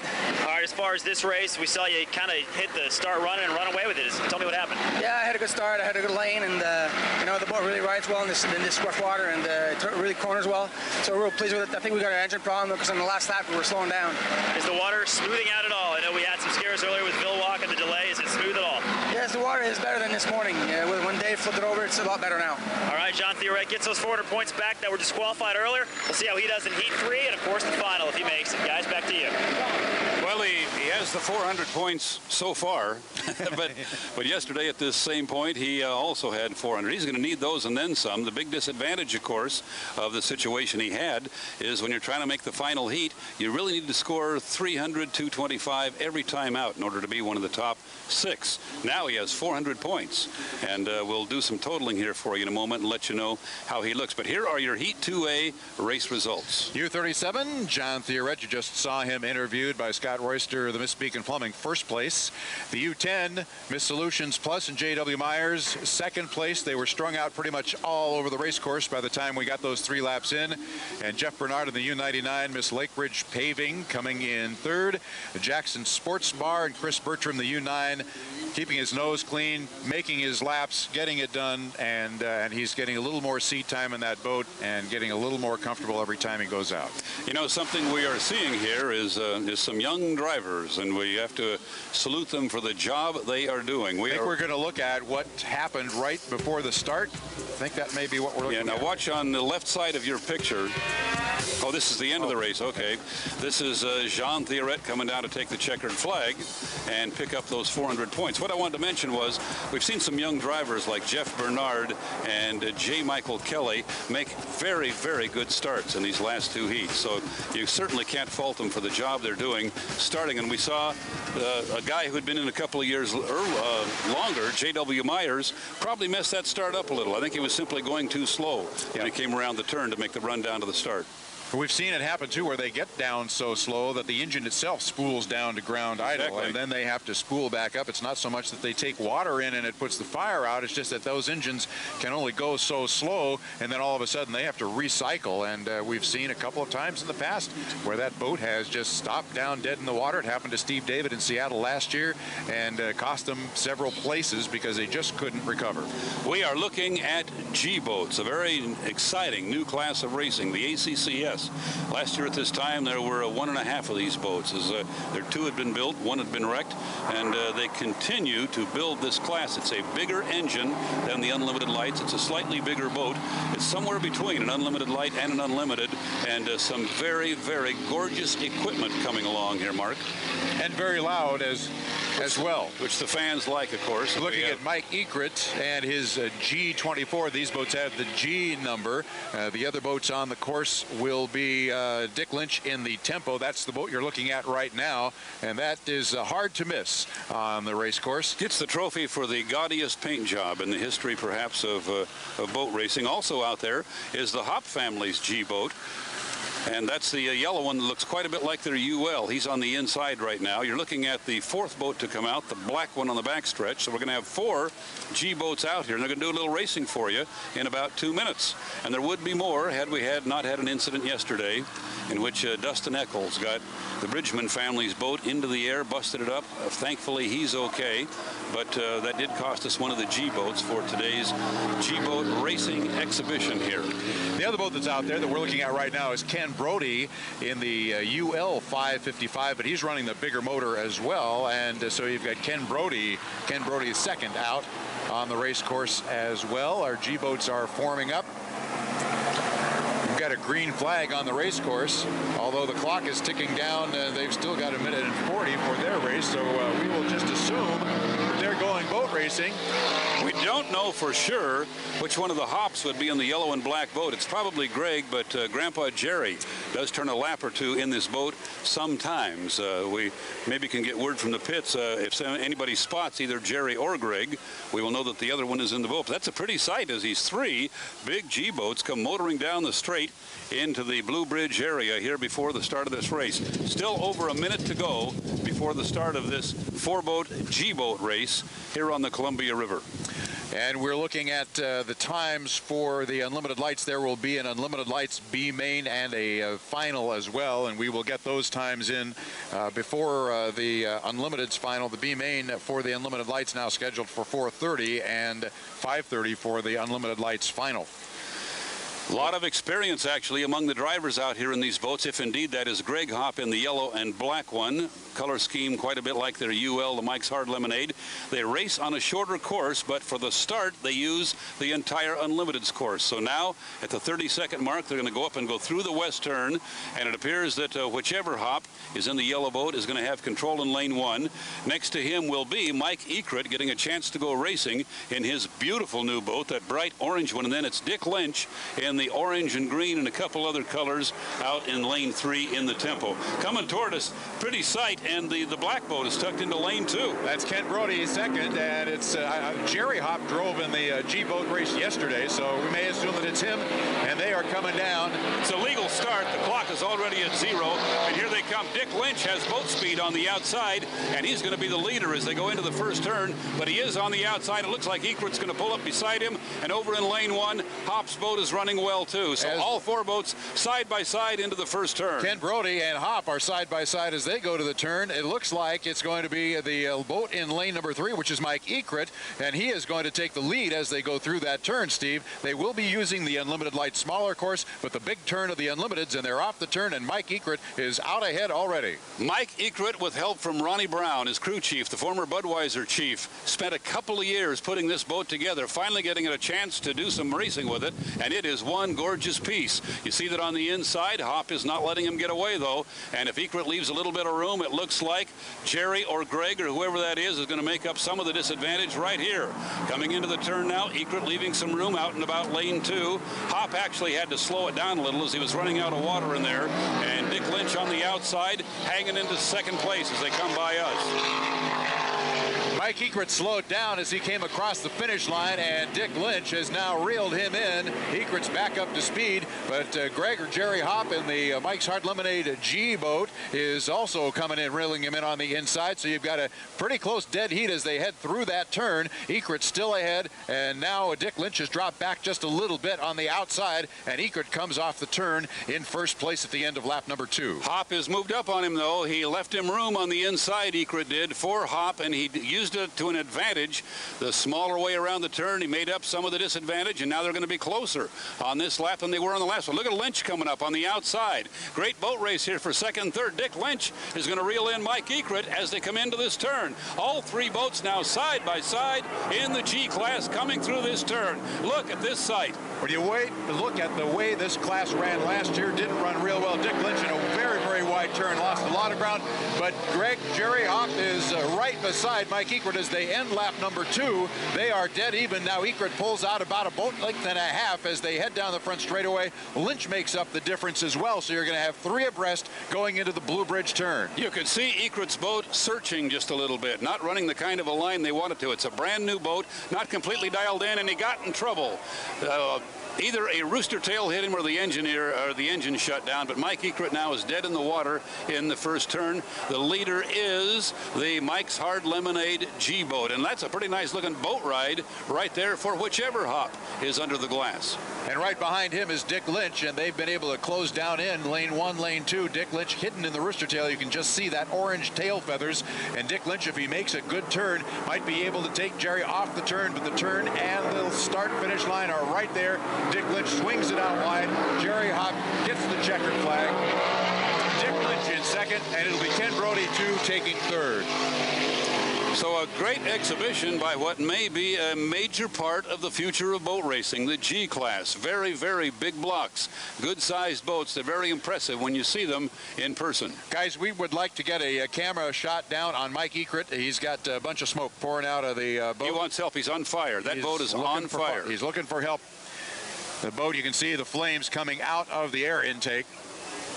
So he probably lost either an oil line or a gas line, and he's got a boat that's on fire, and there is the rescue sled right there. He's trying to figure out a way to use your helmet, Mike. Scoop some water up and toss it in there. Help is arriving now, and hopefully there is a fire extinguisher aboard one of those boats. Definitely a fire in the engine well. And that's a shame because it's going to do some damage to that gorgeous new boat. The plastic, the cowling is on fire. There goes some foam into the engine well, and this thing should be knocked down shortly here. Boy, it got hot up there. You could see Mike holding his arm up to shield himself from the heat aboard that boat. Now the rescue team is there spraying the foam, and hopefully the damage was minimal, but it did get pretty hot. I'm sure that nice new cowling has been warped out of shape. Well, and I guess credit to Mike. You know, he could have jumped into the water. That would have stopped the race, but he stayed on the boat, stayed with the ship, the captain, and until the rescue guys got there and the other boats were able to finish the race. But that was on lap number 3 that Mike's engine gave way, and now they've got that thing full of foam, and it looks like the fire is out in the engine compartment. Probably a situation where you throw a rod through the side or something, and with the oil and fuel released, you get a fire in the engine compartment. Sometimes they are fairly superficial as far as damage to the boat itself, but you can rest assured that the cowling got pretty hot. We saw the flames licking up around the sides of it. This is just a gorgeous new boat, Mark. When you see it in the pits, you go, wow, look at this. Not unlike the U2, which Ronnie Brown was also involved in. This is kind of a smaller version of the boat that Jim Harvey leased to Ken Muscatel this year. So I understand that they took a couple of years to put this whole program together. Boy, it was running well, too. He really was having a good little 3-lap heat there until something popped. Well, one of the goals that they had coming to the race this weekend was simply to shake the boat down. They really hadn't run it before. It hadn't had any seat time for Mike Eckert. It was a brand new boat, and his goal was to get out and make sure the systems worked and see how fast the boat could go and see how competitive they could be, because they've got racing again next weekend over at the Chevrolet Cup at Seafair. The G boats will be racing as well, and Mike, I think, has shown that boat is a competitor and is a contender. They are peeling the cowling off so they can get under it and make sure that there is no more fire burning under them. The cowling did not come off the way it's supposed to. It should be nice, one nice big solid chunk, and it kind of came off in pieces. So that piece will obviously be new when we see it next week in Seattle, and we have to hope that the rest of the boat is okay. Again, that kind of a fire in the bilge can be oil and fuel without doing major damage to the hull itself, and we certainly hope that's the case, that this beautiful new piece hasn't been too badly damaged. Just got a shot of the red flag from the official stand. That tells the boats that are on the course that they have to shut down, which they did. Dick Lynch and the Tempo, also the Hop boat, Mike's Hard Lemonade, the G boat, shut down immediately, and they are still sitting on the course awaiting the opportunity to fire back up and head back to the pit area. You know, Scott, down in the pits, when that boat gets back in, you could get us a word with whichever Hop was driving, and I guess that would be the question. First of all, was it Jerry Hop, or was it his son Greg, who had driven just a few minutes before that in the U100. Whoever it was got a pretty nice boat ride out of a boat that's under development. This boat was actually built for the UL class by Paul Droulard. It was a beautiful rig with a gorgeous paint job. The Hops bought it, converted it to the bigger engine in the G class, gave it their familiar coat of yellow, and it looks to be a contender, Mark. That boat looked pretty good. Yep, that boat's been running very well all weekend as well. The one way you can tell the difference between those two boats, the Unlimited Light boat that we'll probably see a little later on, does not have the black along the edging of the boat, right along the bottom part of the sponsons at the front. This one is black. There's a little more black on it than the Unlimited Lights boat. All of those of you who partake of Mike's Hard Lemonade on these hot days are helping to support the Hop family and their racing effort. I'm sure they enjoy it as much as you do. Now he's going to head that boat back to the pit area, and they should be allowing the other boats to start up and motor in and get out of the way. We're going to have a moment or two, guys, if you want to take a break. It's going to be a while before we get the G boats cleared off the Columbia River, and hopefully we'll get a word with whichever Hop just won a heat here. We'll be back right after this. Rumble on the River TV coverage is powered by Seaco. Yakima Nation's Legends Casino brings you Legends of Racing. Dean was the counterpart to Bill Munsey. You know, you can't have the one-sided teeter-totter, and Dean was the guy who was able to balance out Bill Munsey. He was so incredibly friendly and easygoing and nice to talk with, but man, on the race course he was a killer, and he gave us some of the very best racing, both against Munsey and just for a brief while against Chip Hanauer. His death in Tri-Cities in '82 was a real blow to the sport.